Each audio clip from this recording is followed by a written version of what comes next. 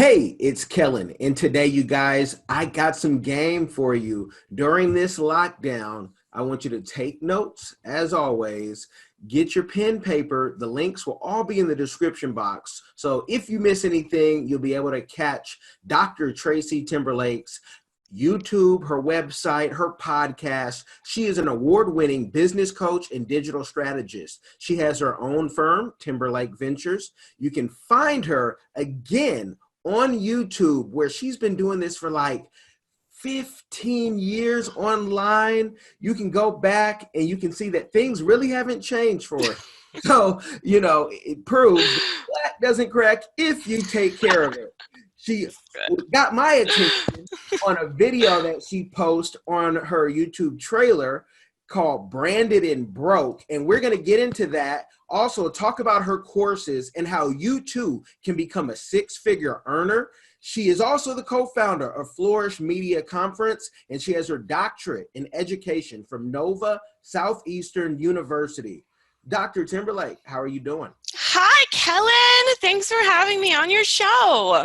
You are so welcome. Like I had mentioned, your Branded and Broke is like, that's what my wife and I always talk about. Why do people want to be famous or known and have no money? Right. Why? Yeah. This makes sense. And so since you're going to be our neighbor soon, because we're moving to South Florida. Are you really? That's amazing. Yeah, I want to get and see and get the vibe and feel my tribe now. Talk about Branded and Broke. Let's just start there. Let's start there. Okay. So, I started YouTube, like you said, a long time ago, got really serious about it in 2012. I think that's when I kind of saw the potential of what it could be in my life in terms of income. Having said that, things change very quickly in the online world. Like 1 minute you're making a lot of money, the next minute you're not. YouTube things have changed, algorithms have changed. And what I was finding is that as an influencer, that's kind of around the time that the term influencer started.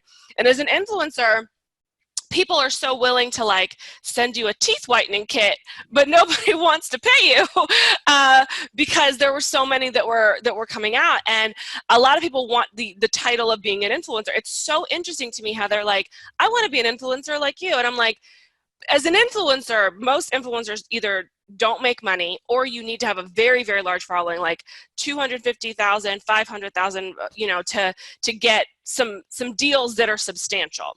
Otherwise, you're getting paid $50 a post. And then how many $50 posts can you do to live your lifestyle?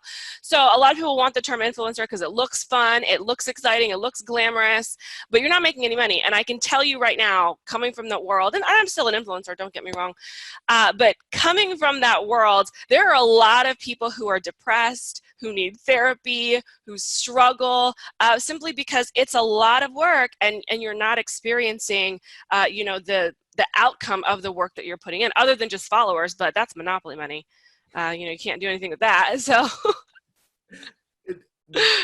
So true. So I represent influencers. That's one of the many hats that I wear. Mm-hmm. Everything you said, same. Especially the depression.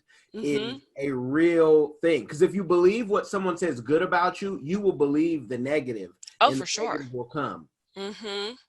So with your journey with YouTube, and I saw you used to do like tutorials on different products, and now you're into, the big money, which everybody, yes, it seems has a course. We're hearing everybody say, hey, I made $20,000 this month on a course. I can show you how to make some money with the course. Talk about the transition and getting into courses.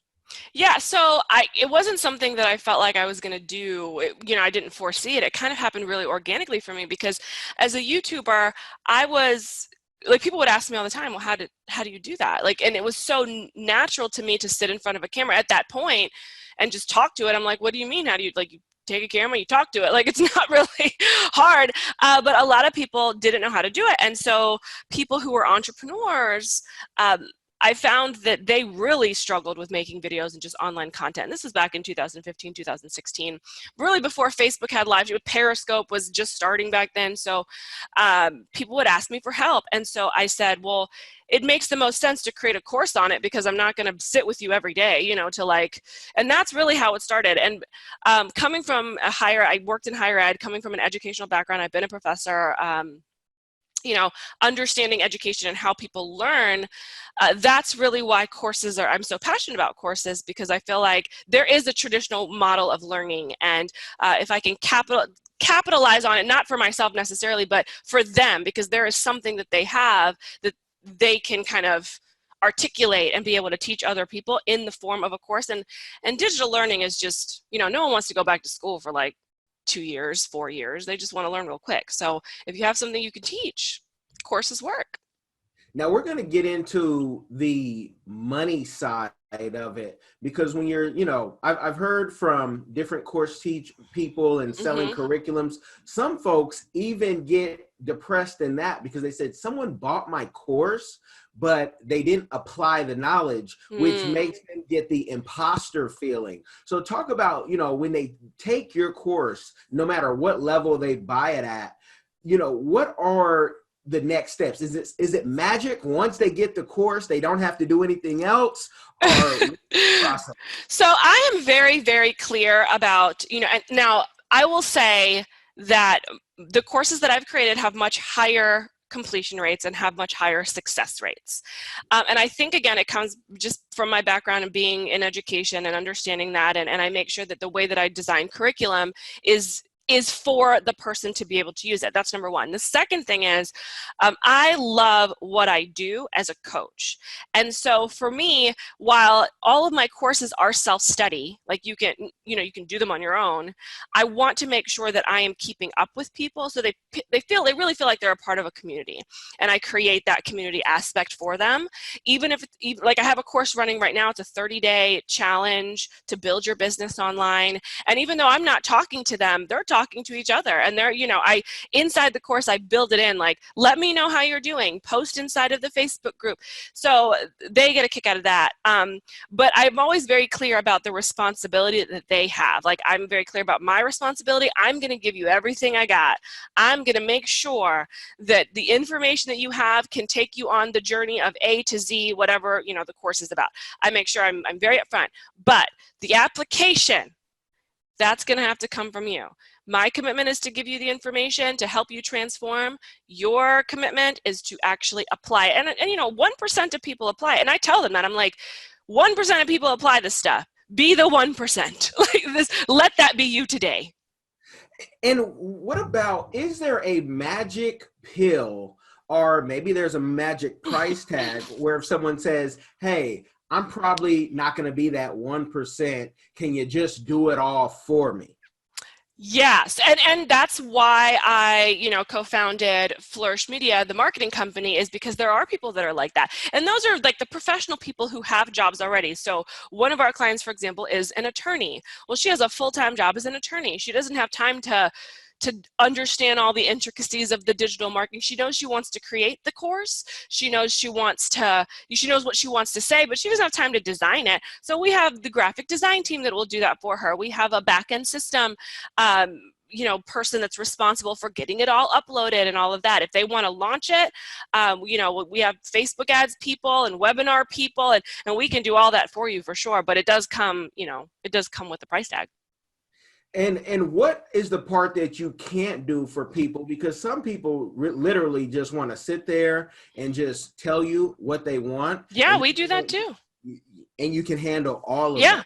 Yeah, that's actually one of my favorite things to do, because a lot of the times people don't realize how genius they are. Like how much information is inside of them.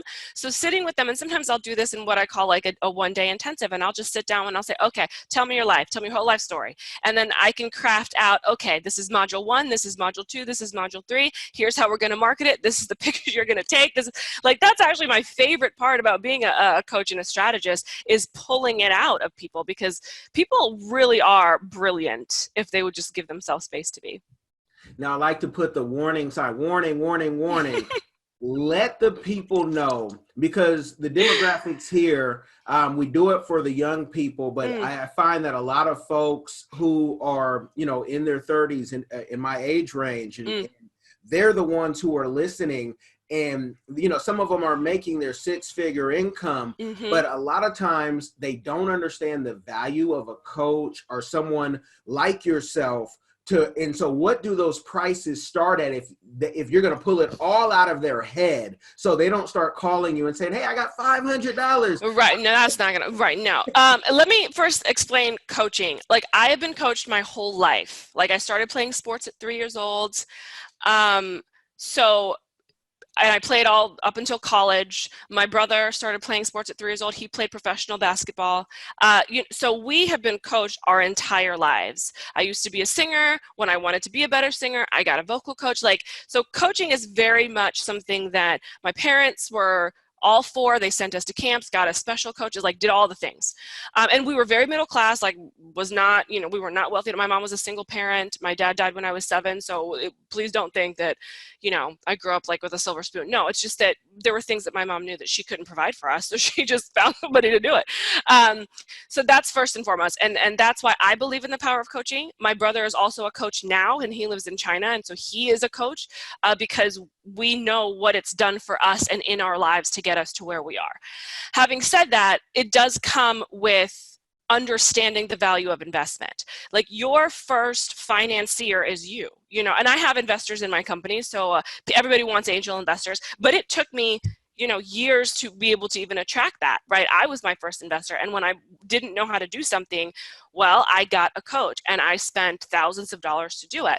So depending on what it is you want to do, it can start from $2,500 to, if you want it all done, the whole shebang, then, that's somewhere probably in the ballpark of 18,000, depending on how much, and that includes a full on launch. That 18,000 will probably net you 50,000 in return. So it really depends on what you're wanting, but anywhere from that range, probably 2,500 to, and of course it can go higher than that, but. And it's residual. And so it's going to always continue to correct and blow no matter what. Yes. But with, that I can already hear the haters, but is there a guarantee? Well, and I love that. I actually love that question. I tell people this all the time. I'm saying, I actually want you to question whether there's a guarantee, because I think that that's the right question to ask. And here's my answer. I can't guarantee anything. I can't guarantee what's going to happen tomorrow. None of us knew the COVID was the coronavirus was coming. So I can't guarantee anything. What I can guarantee you is my part, that I will absolutely give you everything that I possibly can to help you be successful. Can you guarantee that you're going to show up? Because if you can guarantee that you're going to show up and I'm showing up, then I've seen nothing but success. So are you going to be the anomaly that isn't successful by showing up? Yet to be seen. All of my clients who have shown up for this are absolutely successful, and it's life-changing. Okay. And I think that, for someone who has such an image like yours, that people need to understand, like you said, there are no guarantees, but you also don't want someone making a YouTube video saying, I spent, $15,000, $18,000 on something and it didn't work, because then that's, that costs you reputation. And in this business, that's all you had. And it's so easy for someone to make a video like that when we take on clients, I tell them those same things. Yeah. In the back of my mind, it's this has to win somehow, because there's so many people. And I saw your video on public relations and Queen. There's so many people who are complaining and who would not make a video like that on their publicist at the time. And people get rid of publicists, like they get rid of shoes. And they're out because they don't understand sometimes the value of people. Sometimes they get, they don't know how to pick people. But I love that you put that out there. You had said something, though. The singing part. I don't want to go too far from that. Yeah. On your website, that folks in. He has a mixtape, and it looks like, though, because we're working on something similar of giving game. But are you singing on that mixtape? No, I'm not singing on the mix. That is a mindset mixtape. I do have some YouTube videos of me singing, though. I've done the national anthem for the Miami Heat. I've done a lot of different random things. But the mixtape is just mine, because people struggle with confidence. They struggle with understanding themselves. That's really the first part to any kind of success, is the inner work that has to be done, because that imposter syndrome that you mentioned earlier, that is a real thing. Yeah, yeah. It is. I mean, everyone's trying to figure it out, but at some point you say, I've done it once and I can do it again. And the more experience you get, and that's why I tell people, coming up, jobs aren't bad things, because with jobs you can get a vast amount of knowledge. Not everybody's going to be Dame Dash and out of the womb, and I love that. Right. Yeah. Right. That's not my testimony either. So I think that we learn what we're supposed to learn in the seasons that we learn them. And something that my coach says to me, is like, it's really important to recognize the season that you're in, because if it's a learning season, then the sooner you accept that this is a learning season for you, then you'll learn what you need to learn so that you can quickly get out of the season. So don't fight the 9 to 5. Just use it. Definitely. Now, is music something that you pursue on a regular? My life's dream, Kellen, is to be a cartoon. That is my life's dream. Yes, my goal in my life literally is to be a cartoon voice. And I've had this goal since a child. I know it's going to happen one day, even if I have to make my own cartoon. So it's not something that I pursue a ton, because I think that, at the height of what I was doing, I was a great singer. I don't think that I was a good performer, and I never really appreciated or wanted to do that, As a matter of fact, I actually became a vocal coach for people who did want to perform, because I was always a better coach, like a better teacher, than I was, I think, a performer. So I actually helped high school kids get into college, and college kids audition for different Broadway shows and things like that.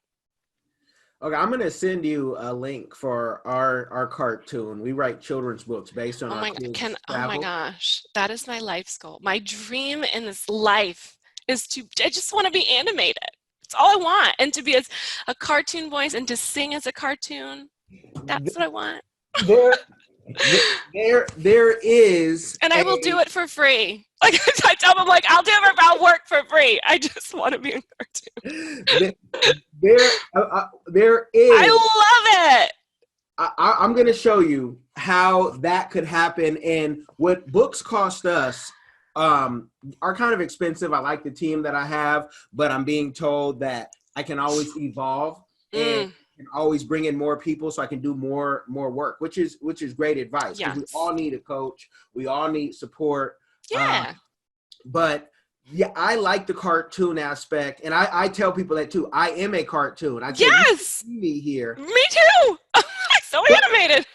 But where I think the futurist in us in this is Tony Robbins. Yes. Has just basically made like the 3D hologram of himself, where it's all based on AI. I was reading the book, The Future is Faster Than You Think, which is a great book. Everyone should I need to read that. I haven't even heard of that, but I love the title. I'm going to write it down. Yeah, and Peter, who is one of the co-authors of the book, he's an engineer, he's a physician, he has a rocket company, he is the man. He has a conference that we all need to be at. What is it? I need to go. It's called the Abundance 360. Oh, I like the name. Yeah, please do. I'm going. I was filling out my budget this year for his conference. My budget was like 10 grand for conference. All right. Yeah. And his conference, I said, I'm filling it out. And I'm like, oh, it's 15,000 for the basic. Okay. I said, Okay. Must be a good conference then. Yeah. And what you'll learn and the people that you'll meet. Yeah, that's it. Conferences make the difference between those who excel and those who stay in the same, place. Absolutely. And they say that, people who are in that 7-figure mark, they attend like 10 conferences a year. So I'm like, yes, and I'm just excited. So that is definitely, but our cartoon could be that hologram image that when people go to people go to Vegas and they see Michael Jackson and they pay all that money for someone who's not there anymore. Right, who's not alive. Yeah, I like that idea. It's a great idea. Yeah, and talk about like how he said his wife can't even tell the difference if she's like, oh wow, the the hologram. Yeah. So we're on to something, and we gotta make that happen. I love it. Yes, that's amazing. Yeah. How cool. So that's people say, oh, you're trying to live eternally. No, we are going to live eternally if you're a believer. But yeah, but right. And this is the way to to be eternally here on this planet.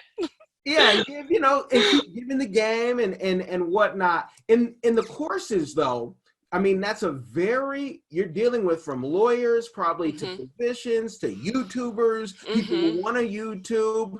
How do you go about and tailor that? Because it's not a one size fit all. No, it's not. So really it's about understanding if you want to create a course, it's about understanding the journey that you want to take someone on, right? A lot of the times when I say that people are brilliant, they're brilliant in their own right, but they don't know how to systematize it. And that's how a course needs to be. Like, it needs to be, you need to know how to walk someone from where they are now to where they say they want to be and what you promise them you're going to give them.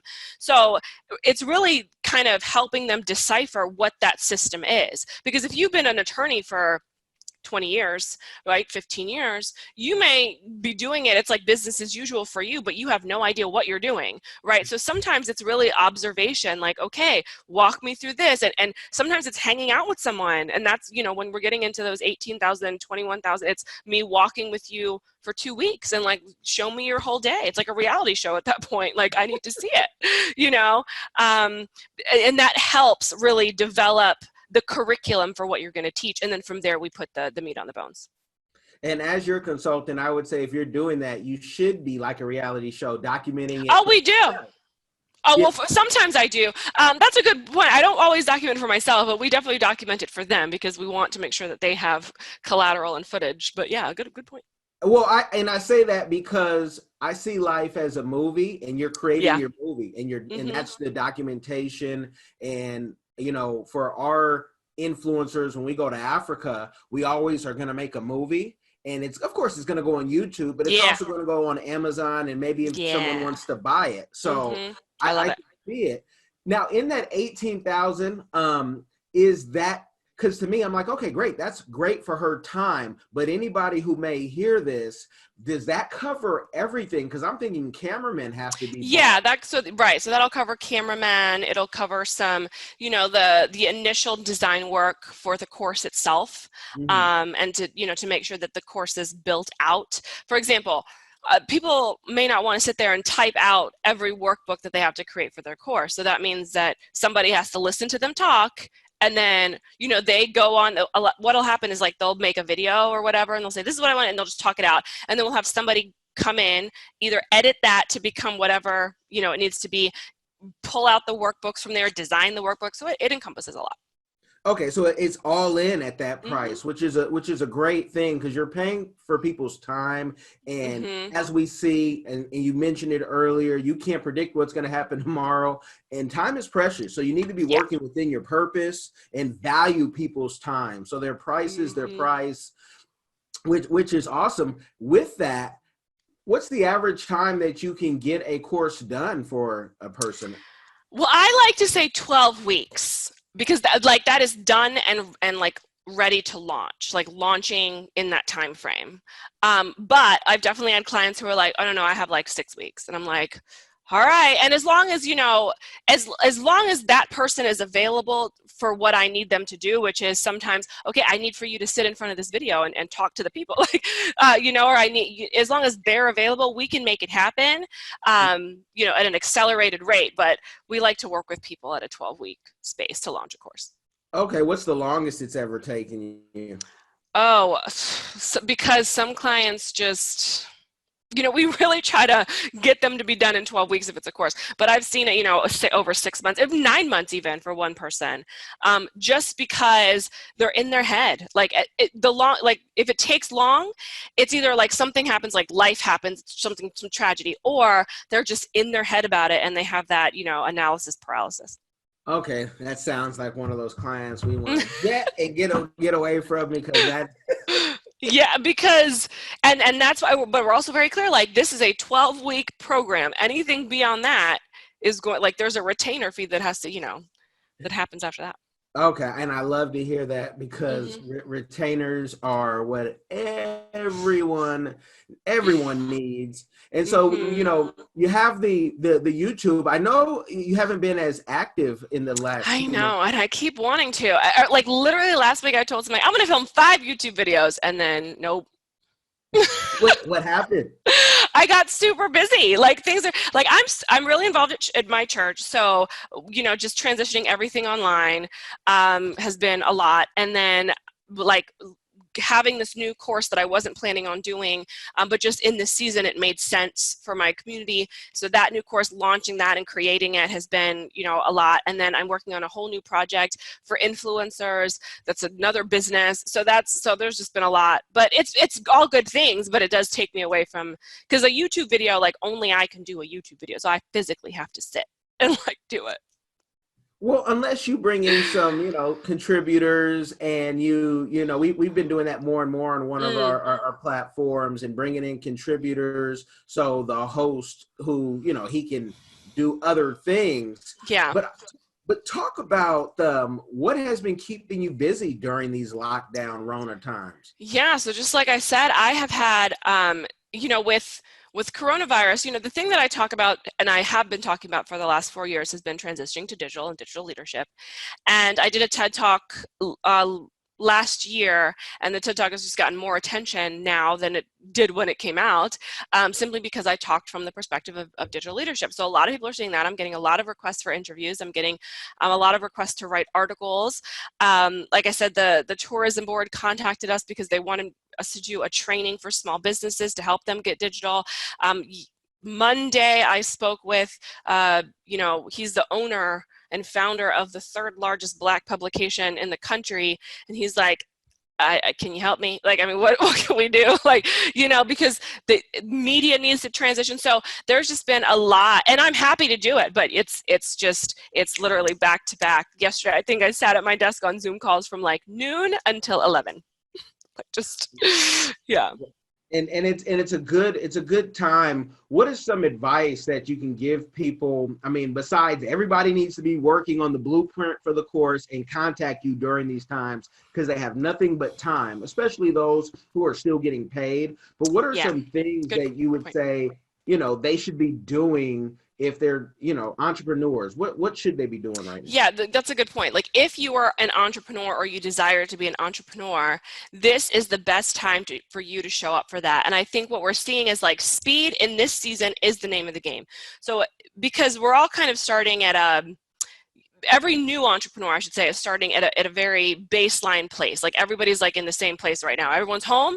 So if you have an idea, your best friend is going to be execution. How quickly can you execute it? Let's not, go for perfectionism. Let's not go for the big launch. I'm going to make $500,000 tomorrow. Let's go for like, who can I serve right now? How can I help them? What are the needs that people have? And then how can I answer those problems. So for my clients, I told them, and I don't believe in a pivot. Like I don't think like you should just change everything because coronavirus is here. But I do believe in different positioning, right? So you may need to, and if you have a lengthier course that's like 6 months, you may want to create a smaller version of that that's 45 days long that you can walk someone through an accelerated mini version of it, right? So a different position just for the season. If you have an idea to do something different that you've never done before, try it.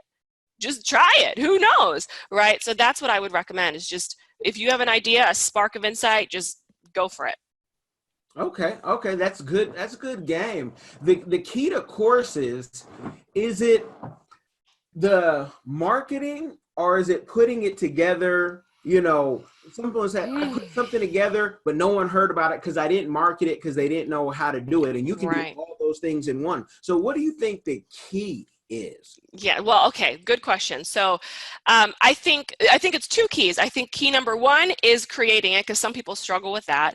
And then key number two will be marketing it. There is nothing sexy about having a course that no one buys. Like, why would we do that, right? Now, for some people, they feel very complete by just being able to create a course and saying that they have one. and not sell. Like it really does give them a sense of accomplishment just to say I have it. But I'm going to encourage those people to just push those boundaries a little bit because, trying to sell something is getting out of your comfort zone. So don't look at it as like selling something to people, especially in this season where people go, oh, but people are losing their jobs. I don't want to sell anything, right? I always say, like, if you have something to give, like if there is something that you know how to do and other people need it, if there's a problem that you can solve or help people solve, then it's your responsibility to tell them that you can solve it. And, then it's up to the other person. You're not a used car salesman. We're not trying to, sell lemons here. Like the course that you created is legitimately something that can help transform someone's life in whatever capacity. You can teach them how to crochet a purse. Okay, that's, could be transformative if they want to sell it on Etsy. But the point is like, you need to make sure that people know that it exists, because how beneficial is it for someone if you're just keeping the course, inside of your Google Drive and you're not willing to actually let people know that it can help them? And what do you think is a good marketing budget? Because I'm going to say it so no one gets it mixed up, because I don't think you can throw in for 18,000 the marketing in there too. But what is a good budget for them to market a course? And if I'm wrong, please correct me. I've been wrong. No, you're right. So it depends. And I walk people through a very systematic way to decide what your marketing budget is. And so I use two processes, one, a forward projection, and one, a reverse engineer. So the forward projection says, if this is your marketing budget, this is how much you can expect to make back. The reverse engineer is, I want to make 100,000, and then we'll reverse engineer it. And I'll say, this is what you need to spend on Facebook ads or on any kind of digital ads. So it really just depends on what people's goals are. Some people are like, I just want to sell one. Okay, well, that could be a budget of 0. We could just use your existing Facebook friends and see who wants it.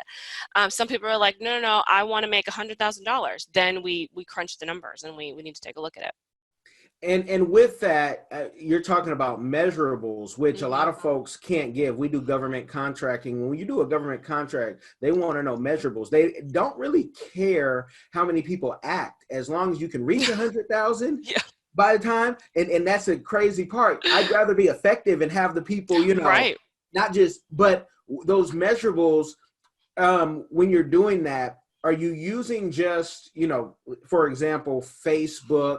Facebook says we can get it out to 100,000, and we know that, this percentage is going to click on it, then this percentage is going to click through? Or is it based on something more, maybe you have a system, the Timberlake system? Well, I mean, it's a combination of both, actually. So it's a combination of what industry standards are, according to Facebook, according to Google, according to what YouTube advertising looks like. It's going to be a combination of what they're bringing to the table and if they've done anything before, can I take a look at what their conversion rates are? How can we average those out? And then just what I know of different industries. Health industry works one way. Legal industry works another way. Life coaching works another way. Influencer marketing works another way. So it's like a combination of all of those things that are going to decide for us what this is going to look like. Okay. And that's good. So folks, I would say at least have $5,000 for marketing.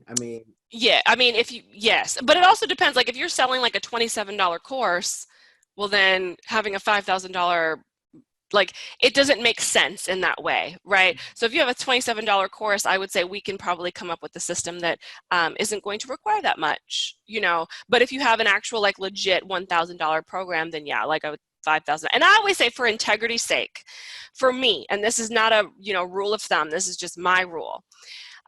If I'm going to create a course and sell it that's like $1,000 or $2,000 or $3,000, I have courses that are $6,000. Then for me, I need to be willing to invest that into myself with ads. So if I'm selling a $6,000 course, then at the very least, I'm probably going to spend $6,000 in ads to launch that program. Which is fair. And I mean, because I remember the days of having robots on MySpace, and things were just a different time. But now everything is payola. If you're not paying, the pay to play. It's booting you out. Yes. What do you think the future? I taught in grad school, and I loved it, and I see myself as a teacher more than anything. I mean, I'm whatever title I have, I want to teach my clients why we're doing this. Yes. So it's never, why did you spend X amount of dollars? Right. No, I remember we talked about that, but I see that these e-courses, especially during now, Mm. This is going to change the way education should be. We don't Yes. actually need everyone to do what they did 30, 40, 50, 60 years ago. What do you see the future of e-courses in Oh, that? absolutely. I mean, and just looking at the numbers, I mean, right now it's an over $200 billion industry. It'll continue to grow. They're looking at it to become an over $300 billion industry within the next few years. And I definitely see that. I think that the speed at which we live requires new education all the time.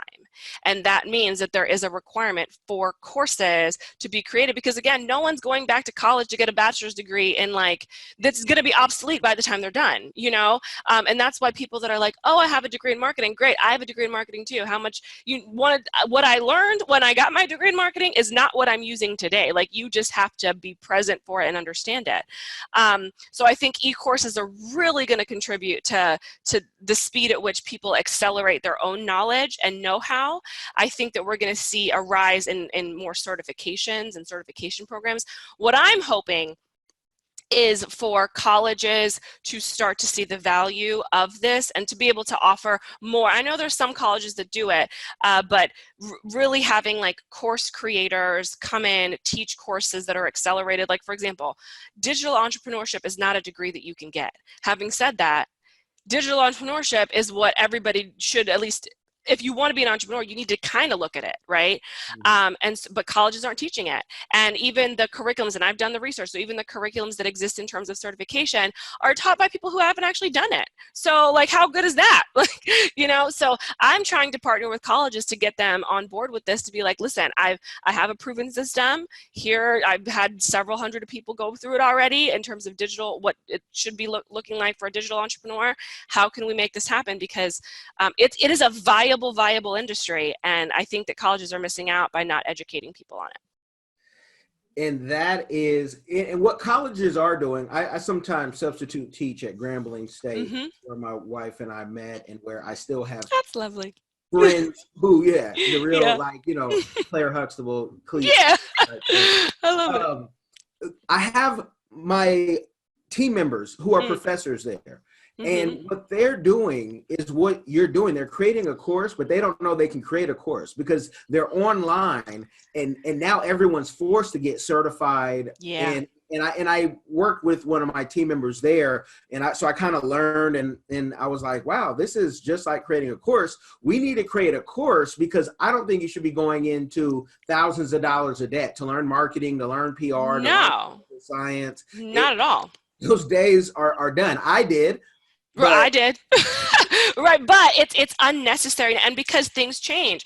Any marketing that you learn, any PR that you learn in 18 months is going to be obsolete, because something new is going to happen, right? And I have a lot of professors that are clients of mine I have some that, you know, are at HBCUs. I have some that are in Central Florida, some that are local down here, or even work in the higher education system, because there really is just like this gap, and I think that, you know, we have an opportunity to fill that.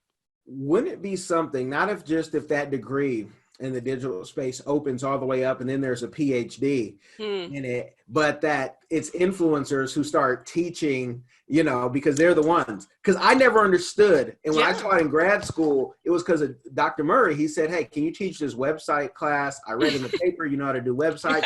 I'm like, I suck at websites. But you were better than him. I'm better than him. And he taught it for like 2 years.